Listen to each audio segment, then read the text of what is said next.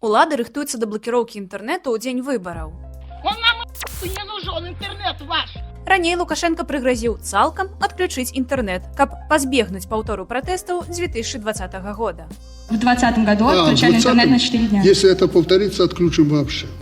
Эксперты Human Константа лічаць, што адключэнне інтэрнэту праз рубільнік магчыма, але гэта прынясе краіне эканамічныя страты. У 2020 годзе адсутнасць сувязі з глобальным павуціннем каштавала беларускай эканоміцы каля 170 мільёнаў долараў. Верагодна, улады паспрабуюць часткова адключыць інтэрнэт, каб, напрыклад, банкі працавалі, а сацыяльныя сеткі не. Што рабіць беларусам?